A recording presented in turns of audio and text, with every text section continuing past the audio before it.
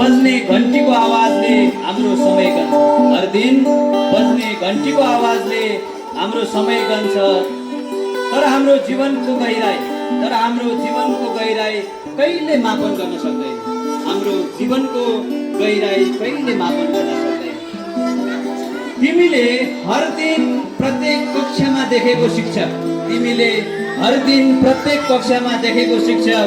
45 मिनेटको समय मात्र न हो।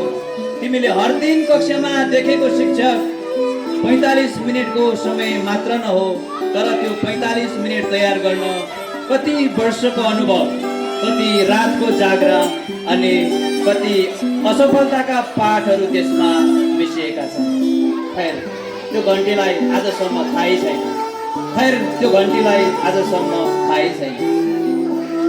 कक्षामा म हर दिन तिम्रो अघि उभिँदै गर्दा तिमी पनि तिम्रो मनमा विचार गर्छौ कि मसँग जीवनका धेरै उत्तरहरू छन्। तिमी पनि तिम्रो मनमा विचार गर्छौ कि मसँग जीवनका धेरै उत्तरहरू छन्। तर सत्य के हो भने म पनि जीवनसँग हरेक दिन नयाँ प्रश्नहरू सोधिरहेको हुन्छु। बस ती प्रश्नहरू आजसम्म अनुत्तरित नै छन्। तिमीले मेरो आवाज सुन्छौ, तर मेरो मौनता कहिले सुन्दैनौ।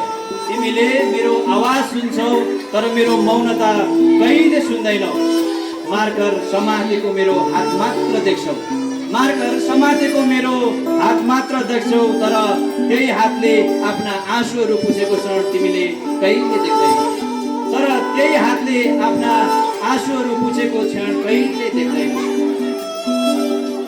शिक्षक हुनु भनेको केवल ज्ञान बाँड्नु मात्र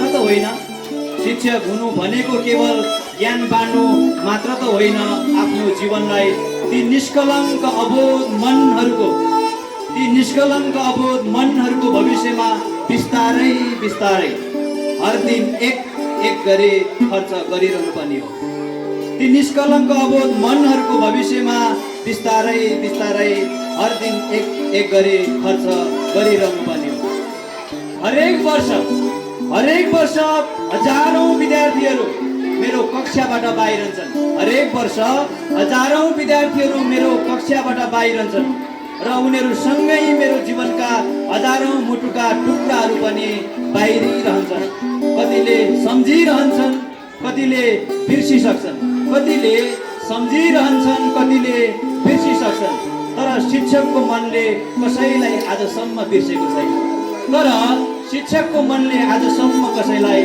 बिर्सन सकेको छैन। एउटा सफल विद्यार्थी देख्दा हामी सदैव मुस्कुराउँछौँ। किनकि त्यहाँ हाम्रो नाम लेखिएको हुँदैन। तर हाम्रो मेहनत निश्चित रूपमा अवश्य लुकेको छ।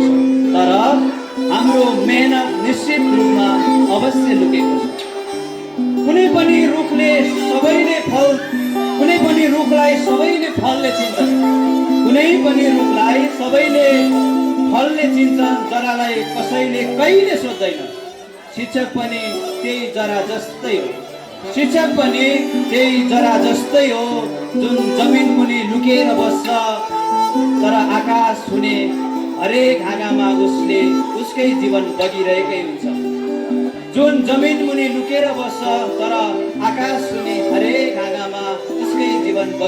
हुन्छ। त्यसैले यदि कहिले तिमीले घन्टीको आवाज सुन्यौ भने सम्झनु त्यो केवल कक्षा सुरु वा अन्त्य भएको संकेत होइन। त्यो त कुनै शिक्षकले फेरि एकपटक आफ्नो जीवनको केही अंश विद्यार्थीको भविष्यमा समर्पण गरेको एउटा मिठो ढोल हो।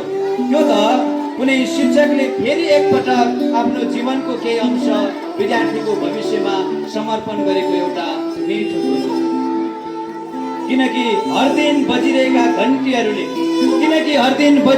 घन्टीहरूले पिरियड सकिएको घोषणा गर्छ। तर शिक्षकको जिम्मेवारी कहिले सकिँदैन। घन्टीको आवाजभन्दा पर पनि हाम्रो जीवन छ।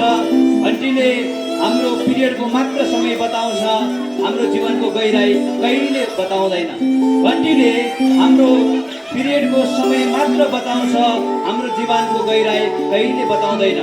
घन्टीको आवाजभन्दा पर पनि हाम्रो जीवन छ, जहाँ आँसु छन्, सङ्घर्ष छन् र ती सबैभन्दा माथि विद्यार्थीप्रतिको निस्वार्थ प्रेम छ।